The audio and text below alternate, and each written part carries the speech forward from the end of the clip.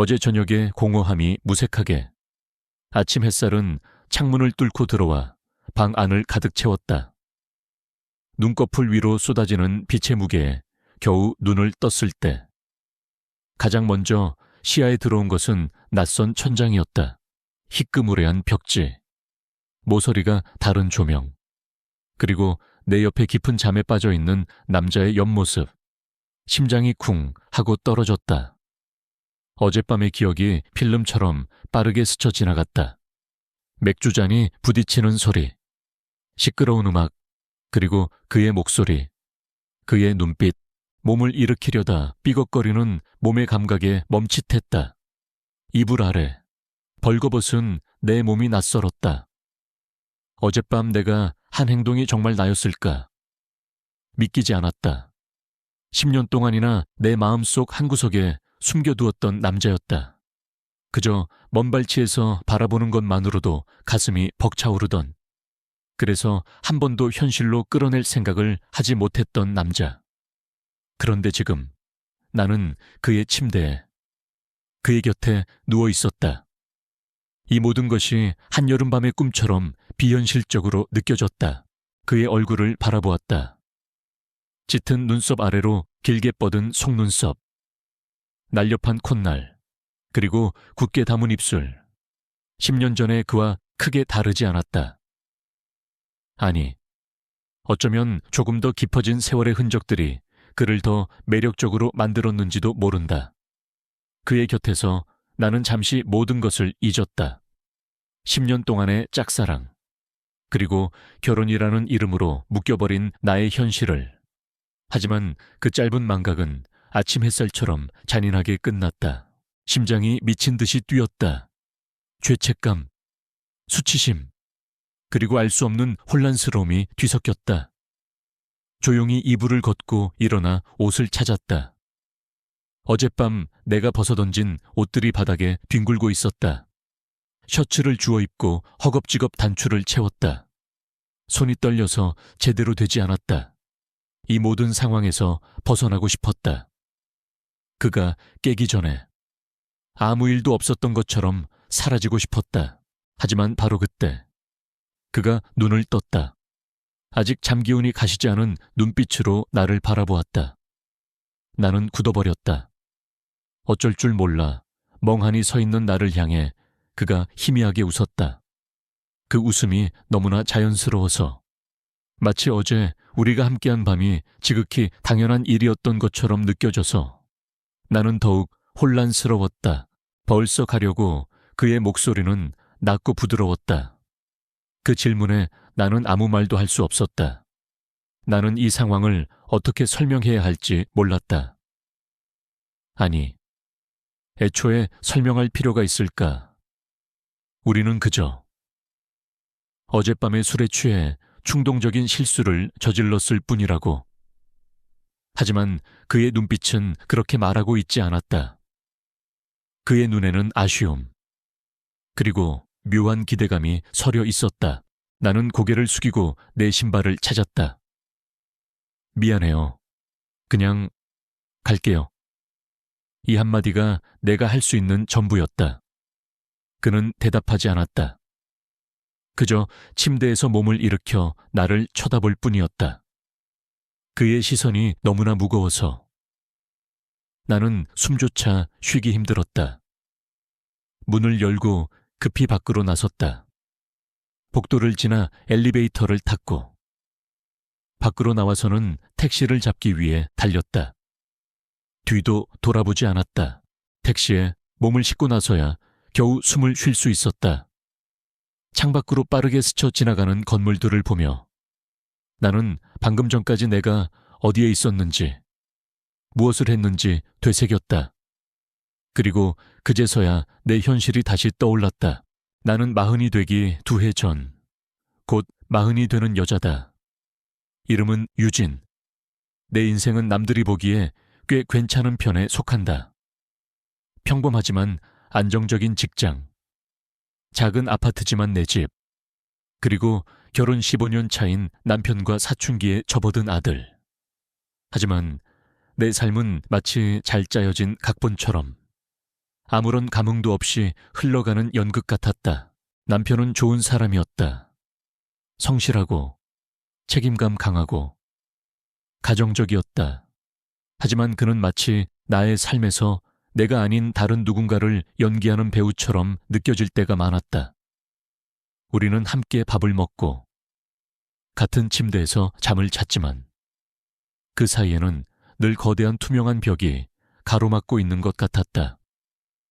우리는 서로에게 아무것도 묻지 않았고 아무것도 기대하지 않았다.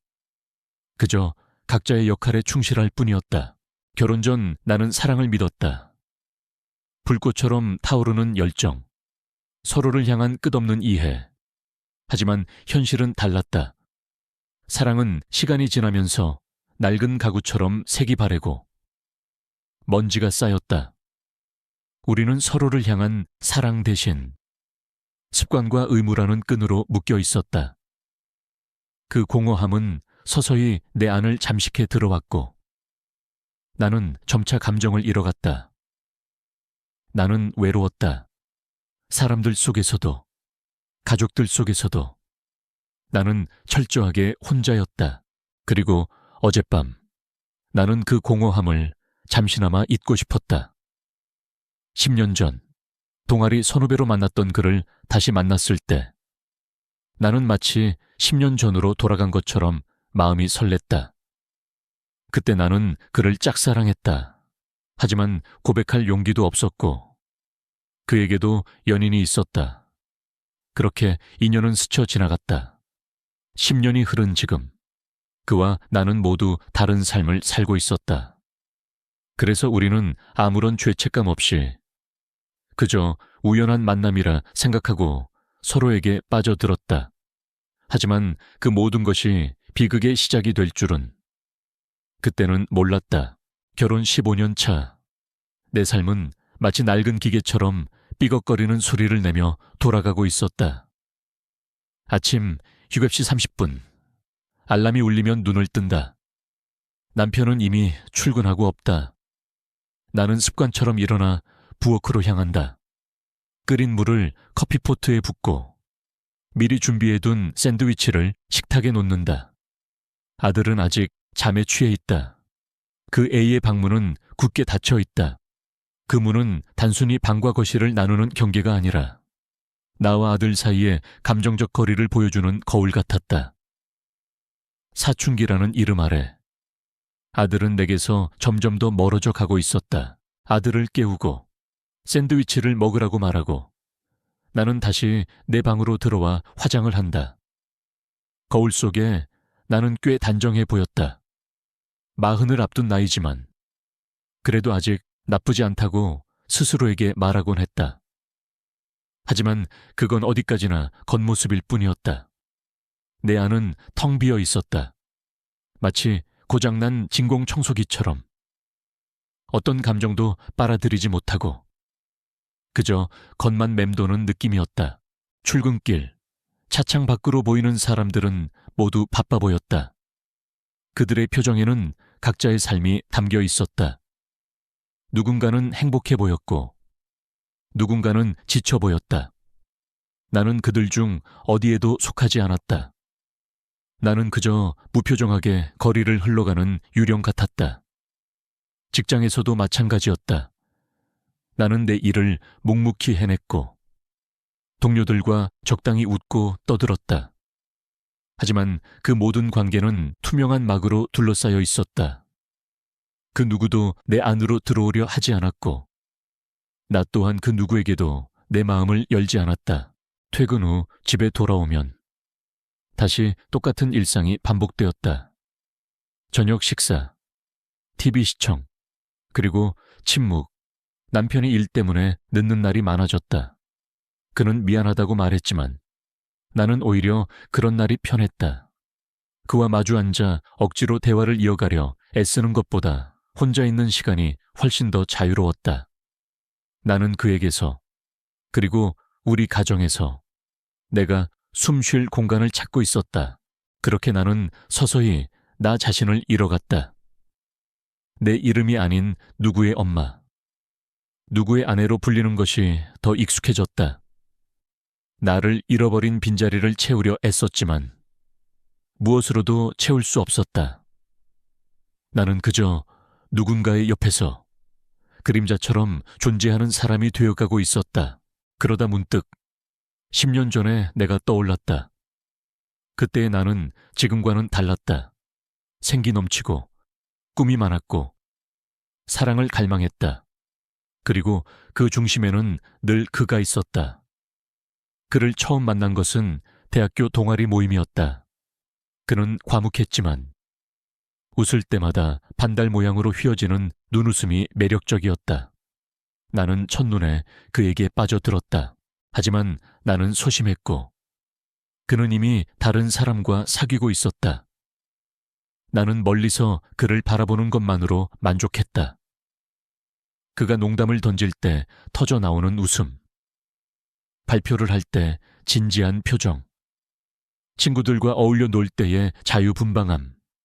나는 그 모든 순간을 몰래 훔쳐보며 혼자만의 짝사랑을 키워갔다.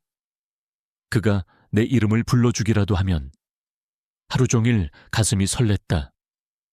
그런 순수한 감정들이 지금의 나에게는 사치처럼 느껴졌다. 졸업 후 나는 그와 연락이 끊겼다. 나는 취업을 하고 선을 보고 결혼을 했다. 내 삶은 물 흐르듯 당연한 수순을 밟아갔다. 하지만 마음속 한구석에는 늘 그에 대한 아련한 기억이 남아있었다. 나는 그를 잊으려 애쓰지 않았다. 오히려 가끔씩 꺼내보는 추억의 조각처럼 간직했다. 그는 내게 이루어질 수 없었던 첫사랑이자 순수했던 시절에 나를 기억하게 해주는 유일한 존재였다. 그래서 그를 다시 만났을 때 나는 그에게서 10년 전에 나를 보았다. 10년이라는 세월이 흐른 지금 그와 나는 모두 다른 삶을 살고 있었지만 어쩐지 그 밤에 우리는 서로에게서 오랜 시간을 덮고 있던 먼지를 털어내는 듯한 기분이었다. 나는 어쩌면 그에게서 10년 전의 순수한 감정을 다시 느끼고 싶었는지도 모른다. 그건 사랑이라기보다 잃어버린 나를 찾으려는 몸부림이었을지도. 그리고 그 몸부림은 결국 나를 벼랑 끝으로 내몰았다. 우리들의 재회는 아주 사소하고 흔한 동창 모임에서 시작되었다. 직장 상사의 생일 파티를 핑계로 몇몇 동기들과 선배들이 모였다. 10여 년 만에 만나는 얼굴들이라 어색함도 잠시. 옛 기억을 더듬으며 웃고 떠드는 분위기는 금세 무르익었다. 나는 사실 이런 모임을 좋아하지 않았다. 결혼 후 나는 이런 자리가 불편해졌다. 남편의 존재는 내게 자유가 아닌 족쇄처럼 느껴졌고 다른 사람들과의 관계는 더 이상 흥미롭지 않았다. 하지만 그날은 왠지 모르게 끌렸다. 아니, 어쩌면 무의식적으로 그를 다시 만나고 싶었는지도 모른다. 그는 모임에 조금 늦게 도착했다. 왁자지껄한 술자리 한가운데 문이 열리고 그가 들어섰을 때 나는 숨을 멈췄다. 10년이라는 세월이 흘렀음에도 그는 여전히 그였다. 옅은 미소를 띤 얼굴, 차분한 눈빛. 그는 나를 발견하고 다가왔다. 유진아, 오랜만이다. 그의 목소리는 10년 전의 기억 속 그대로였다. 그의 목소리에 나는 심장이 쿵 하고 내려앉는 느낌을 받았다. 그때의 감정들이 마치 어제 일처럼 생생하게 되살아났다. 술은 우리의 경계심을 허물었다. 나는 평소보다 훨씬 많이 마셨다. 차가운 맥주가 목을 타고 넘어갈 때마다 내 안의 공허함은 잠시나마 채워지는 듯했다. 우리는 과거 이야기를 나누었다. 대학교 시절의 에피소드, 졸업 후의 삶, 그리고 서로에게 묻지 않는 질문들. 결혼했어. 아이는 잘 지내지. 우리는 이런 흔한 질문들로 서로의 삶을 짐작할 뿐이었다. 하지만 그의 눈빛이 내게 머물 때마다 나는 알 수 없는 전율을 느꼈다. 그 눈빛은 단순한 동창을 보는 시선이 아니었다. 밤이 깊어지고 대부분의 사람들이 떠났다. 자리에 남은 것은 나, 그리고 몇 명의 친구들이었다. 하지만 친구들은 곧 택시를 잡으러 나갔고 어느새 우리 둘만 남게 되었다. 정적이 흘렀다. 나는 취기가 올라 비틀거렸다. 그는 그런 나를 지켜보았다. 그리고 조심스럽게 말했다. 데려다 줄게. 그의 목소리는 흔들림 없이 단단했다. 나는 거절할 이유를 찾지 못했다. 아니, 어쩌면 거절하고 싶지 않았을지도 모른다. 그의 채 탔을 때 나는 왠지 모르게 안도감을 느꼈다. 어둠 속에서 우리는 아무 말도 하지 않았다. 하지만 그 침묵은 불편하지 않았다. 오히려 편안했다. 마치 우리가 아주 오래전부터 서로를 알고 있었던 것처럼. 그의 차 안에서는 잔잔한 음악이 흘러나왔다. 그 음악은 10년 전 우리가 함께 들었던 음악이었다. 나는 그제야 깨달았다. 우리는 우연히 만난 것이 아니었다. 그는 어쩌면 나를 기다렸는지도 모른다. 우리 집에서 차 한잔하고 갈래.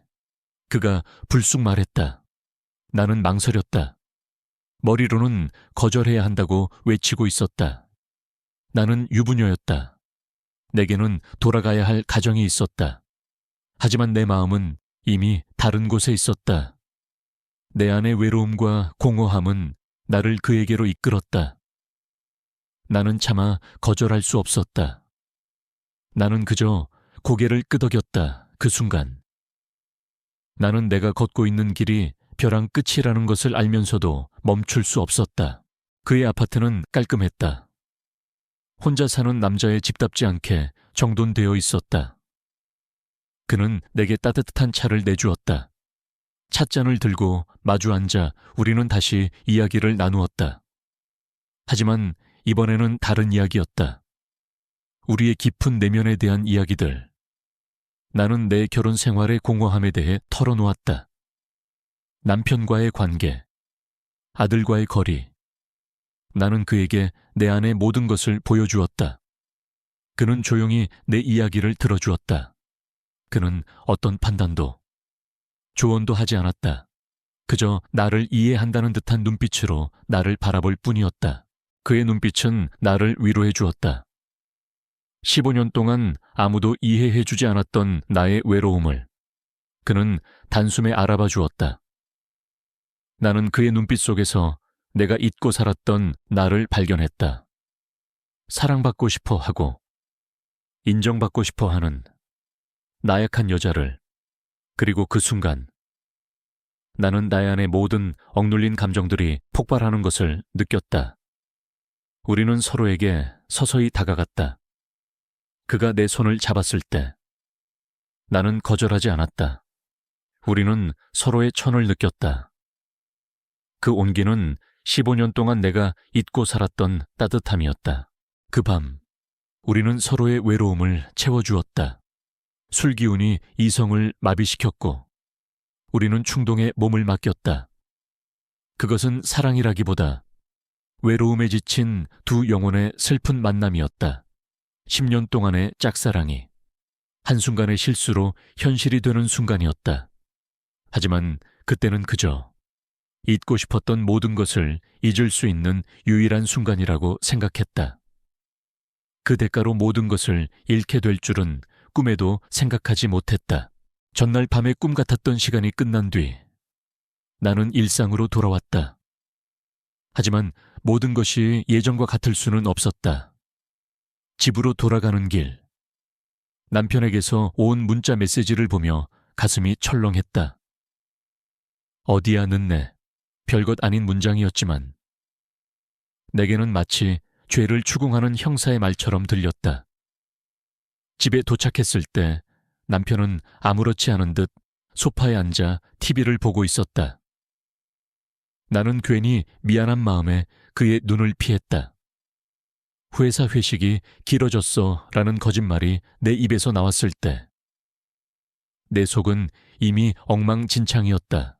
그날 이후 나는 그의 연락을 기다렸다. 동시에 두려워했다. 그의 데려다 줄게 라는 말에 숨겨진 의미를 알아챘을 때부터 나는 이 모든 것이 단순한 우연이 아니었음을 직감했다. 그리고 다음 날 그에게서 문자가 왔다. 괜찮아, 어제 잘 들어갔어. 아주 짧고 평범한 안부 문자였지만 나는 그 문자를 보며 손이 떨렸다. 나는 답장하지 않았다. 어제의 일은 없었던 것처럼 다시 나의 평범한 삶으로 돌아가고 싶었다. 그것이 옳은 길이라고 생각했다. 하지만 나의 다짐은 오래가지 못했다. 이틀 뒤 그에게서 다시 문자가 왔다. 한 번 더 보고 싶어. 심장이 쿵 하고 내려앉았다. 그의 문자는 나를 흔들었다. 10년 동안이나 내 마음속에만 존재했던 그의 이름이 현실로 다가왔다. 나는 머리로는 거부했지만 마음은 이미 그의 문자를 기다리고 있었다. 나는 외로웠다. 내 삶의 공허함은 여전히 존재했고 그 공허함을 채워줄 수 있는 것은 오직 그뿐이었다. 나는 결국 그의 연락을 받아들였다. 우리는 한 번, 그리고 또 한 번 만났다. 처음에는 낮의 카페에서, 다음에는 인적이 드문 곳에서. 우리의 만남은 늘 은밀했다. 죄책감과 스릴이 뒤섞인 감정 속에서. 나는 그에게 점점 더 깊이 빠져들었다. 그는 나를 존중해 주었고, 나의 이야기에 귀 기울여 주었다. 그는 내가 사랑받고 있다는 느낌을 주었다. 남편에게서는 결코 받을 수 없었던 감정이었다. 그의 눈을 바라볼 때마다 나는 내가 다시 살아있음을 느꼈다. 하지만 내 안의 죄책감은 점점 더 커져갔다. 나는 남편과 아들에게 끊임없이 거짓말을 해야 했다. 회사 야근, 친구와의 저녁 식사, 동료들과의 회식. 나의 거짓말은 마치 거미줄처럼 복잡하게 얽혀갔고 나는 그 거미줄에 점점 더 갇혀갔다. 나는 내가 누구인지, 무엇을 하는 사람인지 혼란스러웠다.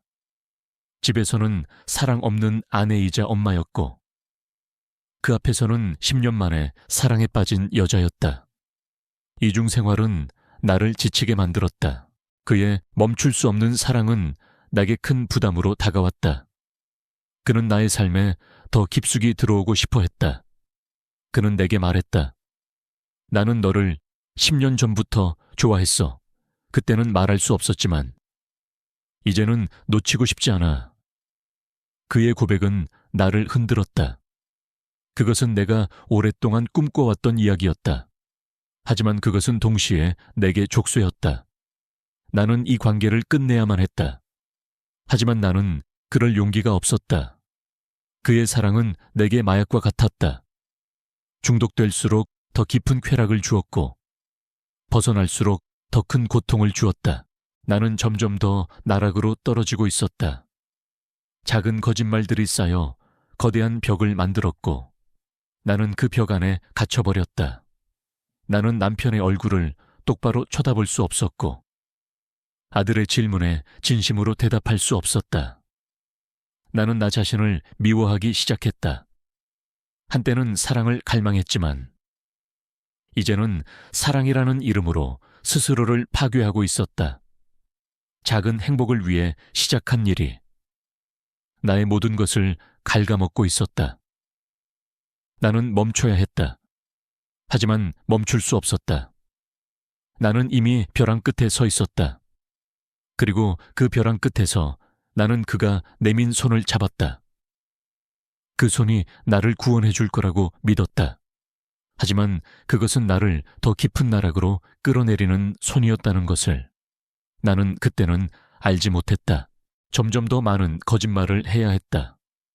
남편에게는 회사 워크숍이라 말했고 아들에게는 엄마가 좀 늦게 올 거야 라고 둘러댔다. 내 삶은 완벽하게 분리되어 있었다. 한쪽은 남편과 아들이 있는 견고하지만 공허한 현실이었고 다른 한쪽은 그와 함께하는 짜릿하지만 불안한 허구였다. 나는 그 두 세계를 오가며 서서히 내 영혼을 갉아먹고 있었다. 그와의 만남은 이제 단순한 외도 이상의 의미를 갖게 되었다. 그는 나를 존중하고 나의 이야기에 귀 기울여주는 유일한 사람이었다. 그는 나의 가장 깊은 곳에 숨어있던 외로움을 보았고 그 외로움을 자신의 사랑으로 채워주려 했다. 그는 내게 말했다. 나는 네가 행복했으면 좋겠어. 네가 진정으로 웃는 걸 보고 싶어. 그의 말은 나를 더욱 깊은 수렁으로 끌어들였다. 나는 그의 눈빛 속에서 내가 잃어버린 나의 모습을 보았다. 사랑받고 싶어 하고 인정받고 싶어 하는 나약한 여자. 하지만 그의 멈출 수 없는 사랑은 점차 부담으로 다가왔다. 그는 나의 삶의 모든 것을 공유하고 싶어 했다. 그는 내가 남편과 함께 있는 것을 견디지 못했다. 그는 질투했고 때로는 분노했다. 그와 함께 있으면 행복해 아니잖아. 그런데 왜 계속 그와 함께 있는 거야? 그의 질문은 나를 아프게 했다. 나는 그에게 내 삶의 복잡한 진실을 설명할 수 없었다. 나는 그저 그의 감정에 휩쓸려가는 나 자신을 발견했다. 그의 사랑은 더 이상 순수한 사랑이 아니었다. 그것은 집착으로 변해가고 있었다. 어느 날 그가 내게 말했다. 우리 이제 같이 살자. 나는 그 말을 듣고 심장이 멎는 듯했다. 그는 우리가 더 이상 숨어 지내지 않아도 된다고 말했다. 그는 나의 모든 것을 받아들일 준비가 되어 있다고 말했다. 하지만 나는 그럴 수 없었다. 내게는 돌아갈 곳이 있었다. 비록 공허할지라도. 나는 나의 가정을, 나의 아이를 버릴 수 없었다. 나는 그에게 망설임을 보였다. 그는 나의 망설임을 이해하지 못했다. 내가 너에게 사랑을 주는 건데. 왜 망설여? 그의 목소리에는 실망과 분노가 뒤섞여 있었다. 그 순간 나는 깨달았다. 그는 나의 외로움을 채워주기 위해 나를 사랑한 것이 아니라 그 자신의 사랑으로 나를 소유하고 싶었던 것이다. 그의 사랑은 집착이었다. 그리고 나는 그 집착의 한가운데에 서 있었다. 우리의 관계는 점점 더 위태로워졌다. 그는 나의 모든 것을 알려고 했다. 그는 내가 남편과 통화할 때마다 나를 의심했고 내가 늦게 돌아갈 때마다 초조해했다. 나는 나의 모든 행동과 말에 제약을 받았다. 나는 자유를 얻기 위해 시작한 관계에서 오히려 더 큰 족쇄를 얻게 된 것이다. 죄책감은 나를 짓눌렀다. 나는 남편의 얼굴을 보면서도 아들의 얼굴을 보면서도 마음이 편치 않았다. 나는 내가 사랑하는 사람들에게 끊임없이 거짓말을 하고 있었다. 그리고 그 거짓말은 나를 점점 더 깊은 어둠 속으로 끌어들였다. 나는 나 자신을 미워하기 시작했다. 나는 왜 이 모든 것을 시작했을까? 10년 동안이나 내 마음속에만 간직했던 그를 왜 현실로 끌어냈을까? 나는 그를 만난 것을 후회했다. 그리고 동시에 그를 놓을 수 없다는 것을 알았다. 나는 이제 돌아갈 수 없는 강을 건넜다. 나의 삶은 두 조각으로 갈라졌고 나는 그 두 조각 사이에서 길을 잃었다. 나는 행복하지 않았다. 그와 함께 있을 때도, 남편과 함께 있을 때도 나는 늘 불안했다. 나는 내가 파놓은 함정에 스스로 빠져 허우적거렸다. 그리고 그 끝에는 나를 기다리고 있는 거대한 비극이 있었다는 것을 나는 그때는 알지 못했다. 남편의 눈빛이 달라졌다.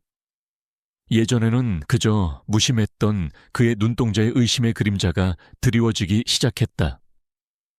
그는 내가 늦는 날이면 묻지도 않고 짐작하는 눈치였고 휴대폰을 볼 때마다 흘끗거리는 시선을 보냈다. 사소한 행동 하나하나에 나는 가슴이 철렁 내려앉았다. 나의 이중생활은 더 이상 완벽하게 숨겨지지 않았다. 한 번은 그와 함께 식사를 하러 갔다가 길에서 우연히 아는 사람을 만났다. 나는 그 사람을 모른 척 지나치려 했지만 그는 멈춰서서 인사를 나누었다. 그 남자는 내 남편의 오랜 친구였고 그는 내게 유진아, 오랜만이다. 요즘 바쁘다더니. 이렇게 보니 반갑네 라고 말했다. 그의 말에 남편의 표정이 굳어졌다.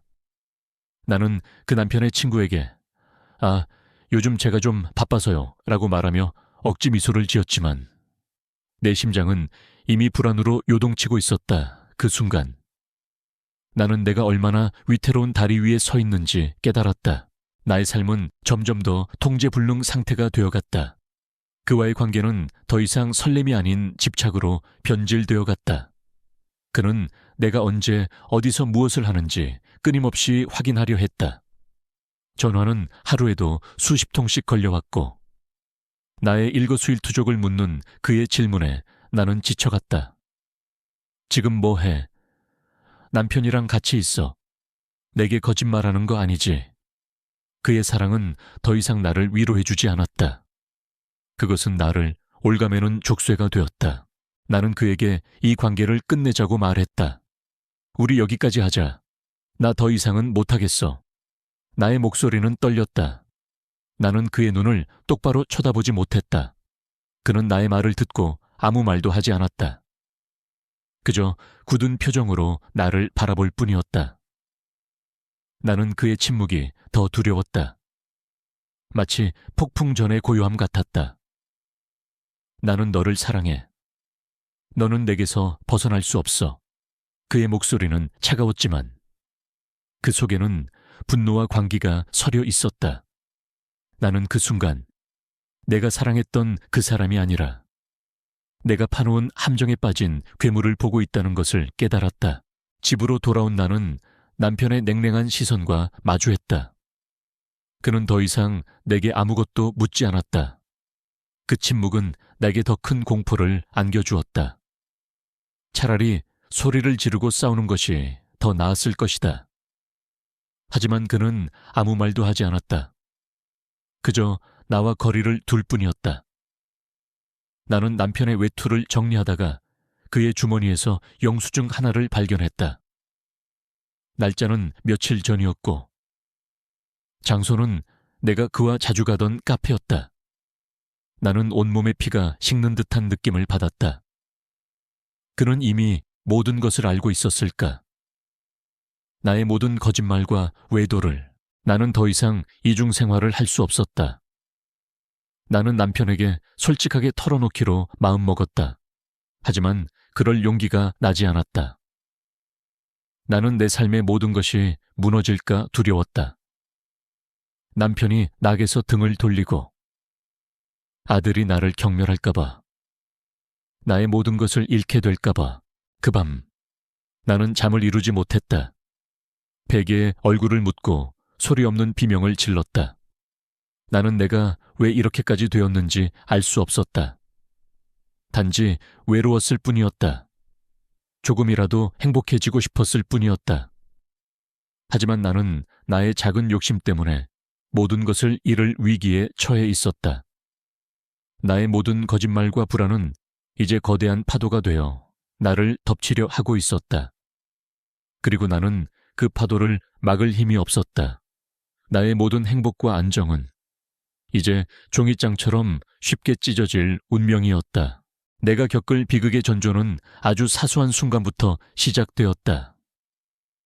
평소처럼 남편은 늦은 밤까지 회사에 있었다. 나는 아들의 방을 들여다보고 곤히 잠든 아들의 모습을 보며 안도했다. 그 애가 나의 추악한 이중 생활을 알게 될까봐 두려웠다.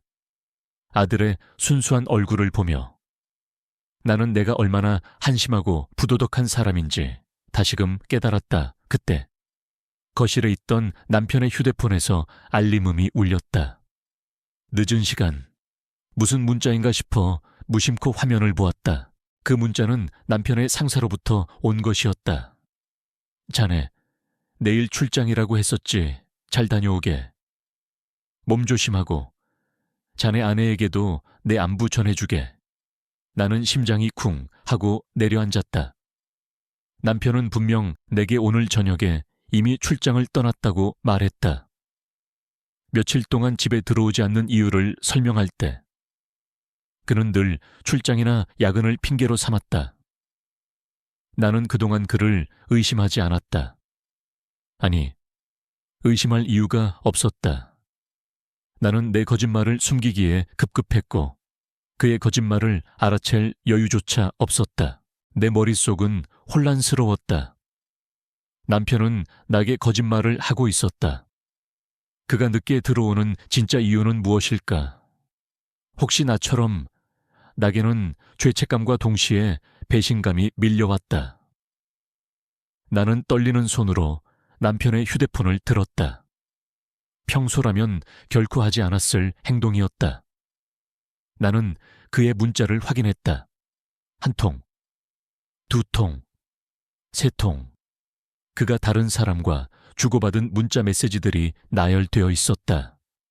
그 중에는 나와 같은 외로움을 이야기하는 여자도 있었다. 그는 그녀에게 내 아내는 내게 아무런 관심이 없어.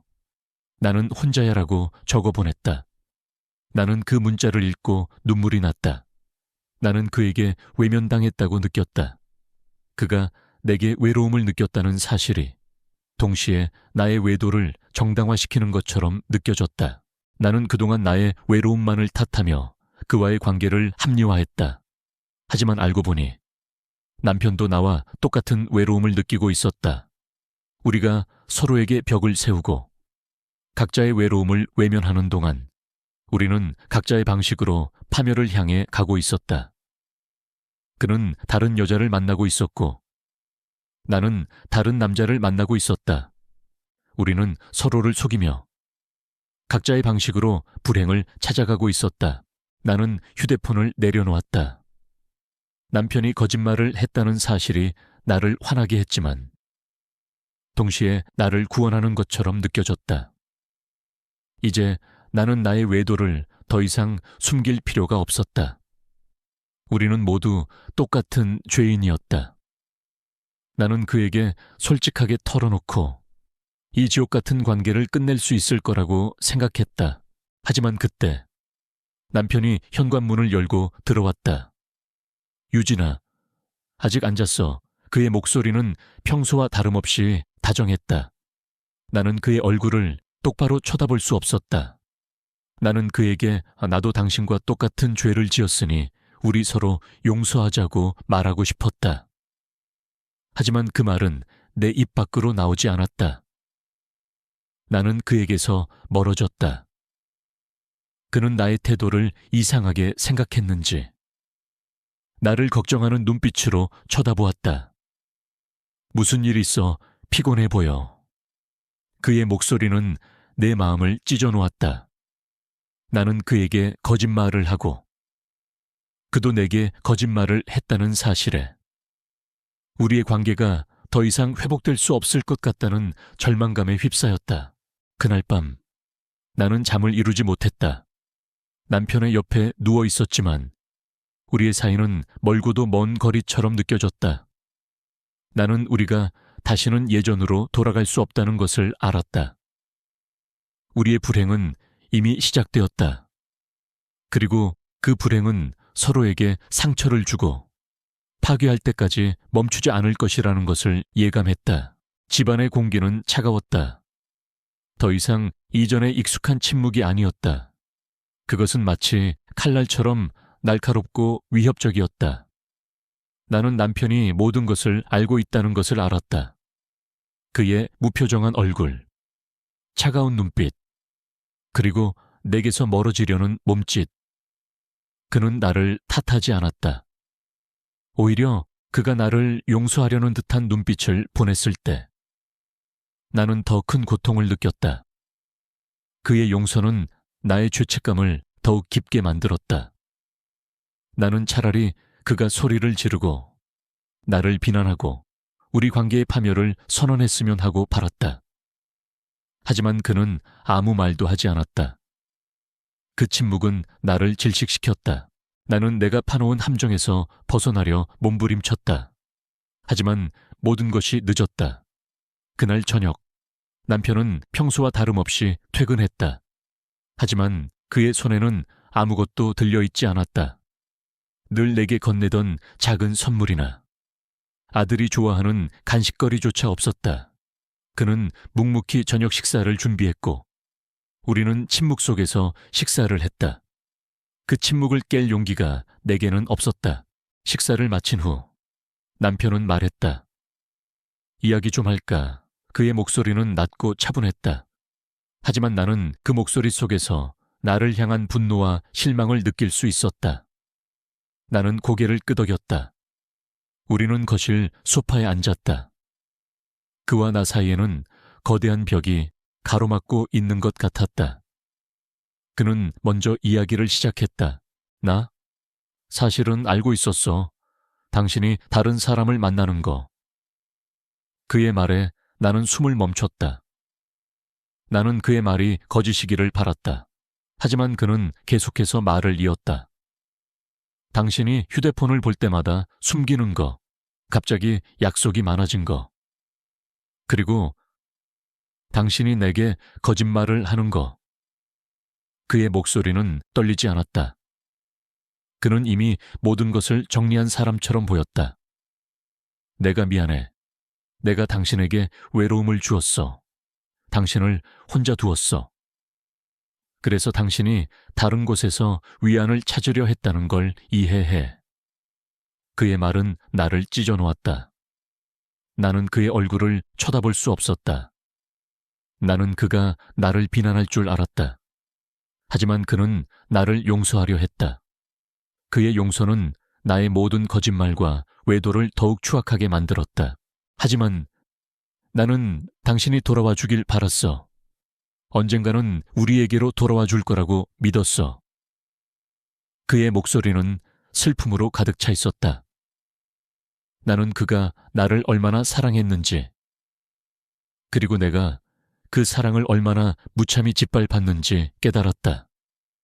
나는 그에게 용서를 구하고 싶었다. 하지만 이미 늦었다는 것을 알았다. 나의 모든 행동은 이미 돌이킬 수 없는 결과를 낳았다. 바로 그때 현관문이 열리고 아들이 들어왔다. 엄마, 아빠, 무슨 이야기 중이야? 아들의 목소리는 천진난만했다. 하지만 아들의 눈은 이미 우리 사이의 이상한 분위기를 감지하고 있었다. 아들의 등장에 남편은 황급히 표정을 바꾸고 아무 일도 없었다는 듯 웃었다. 아빠랑 엄마는 그냥 중요한 이야기를 하고 있었단다. 그의 목소리는 떨리고 있었다. 하지만 그때 휴대폰이 울렸다. 그에게서 온 전화였다. 그는 내가 전화를 받지 않자 남편에게 전화를 건 것이다. 받지 마. 남편이 차가운 목소리로 말했다. 나는 그의 눈빛을 보았다. 그의 눈빛은 내게 너는 이제 모든 것을 잃게 될 거야 라고 말하고 있었다. 나는 전화를 끊지 않았다. 대신 나는 모든 것을 끝내기로 결심했다. 나는 전화를 받았다. 나야, 나 지금. 내 목소리가 떨렸다. 그 순간 남편은 내 휴대폰을 낚아채 바닥에 내동댕이 쳤다. 당신 더 이상은 못 참아. 그의 목소리는 분노로 가득 차 있었다. 그동안 억눌렀던 모든 감정이 폭발하는 순간이었다. 아들은 겁에 질려 우리를 쳐다보았다. 아빠, 엄마. 아들의 목소리는 가늘게 떨렸다. 나는 아들의 얼굴을 보았다. 그 애의 눈은 혼란과 공포로 가득 차 있었다. 나는 내 아들의 얼굴을 보며 나의 작은 욕심이 얼마나 큰 비극을 초래했는지 깨달았다. 나의 모든 것이 무너지는 순간이었다. 나의 결혼 생활, 나의 가정, 그리고 나의 행복. 나는 모든 것을 잃었다. 결정적인 파열음이 집안을 가득 채웠다. 남편은 휴대폰을 바닥에 던졌고 그것은 산산조각 났다. 아들의 겁에 질린 비명이 텅 빈 거실에 울려 퍼졌다. 나는 그 모든 상황을 멍하니 지켜볼 수밖에 없었다. 내가 저지른 일의 무게가 이렇게 무거울 줄은 몰랐다. 남편의 얼굴은 분노와 배신감으로 일그러져 있었고 아들의 눈은 혼란과 공포로 가득 차 있었다. 나는 그들의 눈빛 속에서 내가 얼마나 큰 죄를 지었는지, 그리고 얼마나 이기적인 사람이었는지 깨달았다. 남편은 더 이상 나에게 아무 말도 하지 않았다. 그는 아들의 손을 잡고 방으로 들어갔고 문은 굳게 닫혔다. 나는 거실에 홀로 남겨졌다. 산산조각 난 휴대폰처럼. 나의 삶도 조각조각 부서졌다.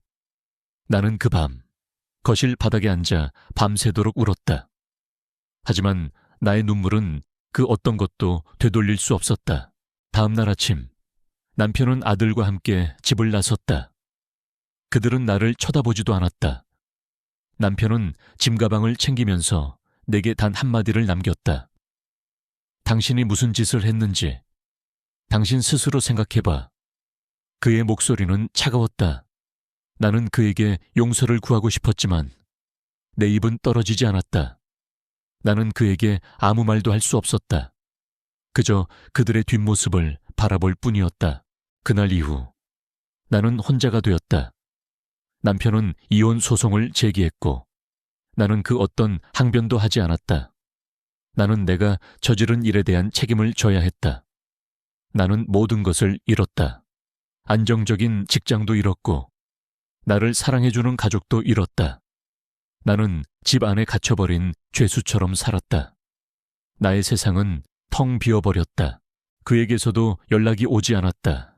나는 그에게 전화를 걸었지만 그는 받지 않았다. 나의 메시지에도 답장이 없었다. 그는 나의 삶이 무너지는 것을 보았을까? 아니면 그저 나의 모든 것이 파멸된 것을 알고 더 이상 내게서 얻을 것이 없다고 생각했을까? 그의 멈출 수 없는 사랑은 결국 나를 파멸로 이끌었고 그는 미련 없이 사라졌다. 나는 그가 나에게 보여주었던 사랑이 사실은 그 자신의 욕심이었다는 것을 깨달았다. 그는 나를 사랑한 것이 아니라 그저 자신의 외로움을 채워줄 누군가를 찾고 있었던 것이다. 나는 나의 과거를 후회했다. 나는 왜 그때 10년 전의 짝사랑을 다시 만났을까? 나는 왜 나의 외로움을 그에게서 채우려 했을까? 나의 작은 욕심이 나의 모든 것을 앗아갔다. 나는 이제 더 이상 외롭지 않았다.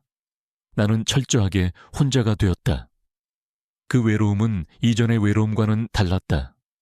이전의 외로움은 혼자라는 감정이었지만 지금의 외로움은 모든 것을 잃은 절망이었다.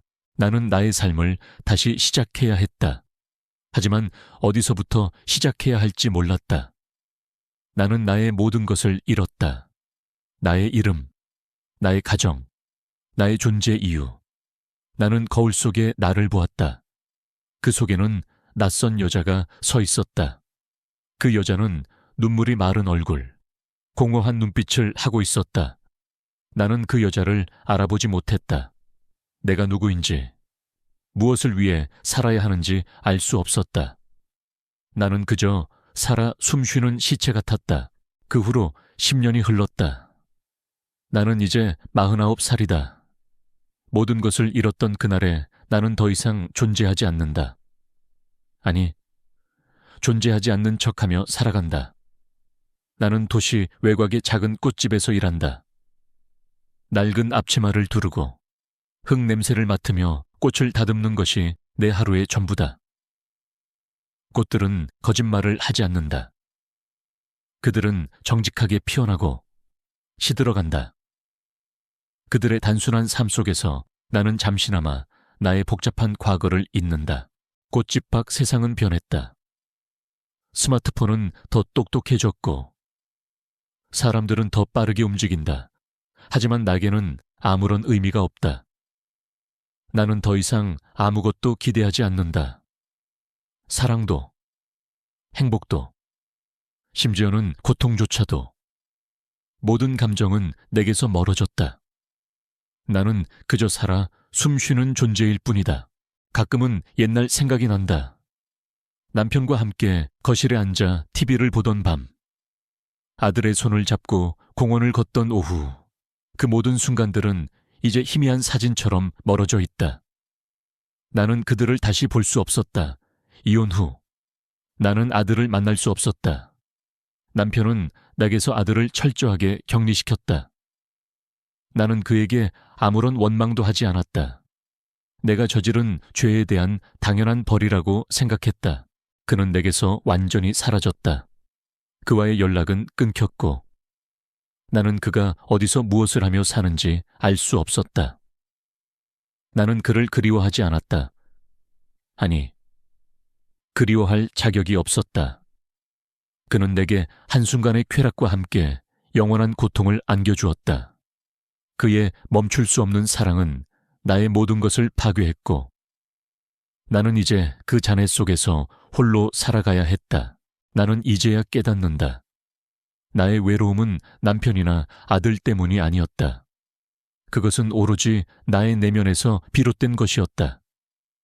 나는 나 자신을 사랑하지 않았고 나 자신을 이해하지 못했다. 그래서 나는 다른 사람에게서 사랑을 갈구했고 그 결과 모든 것을 잃었다.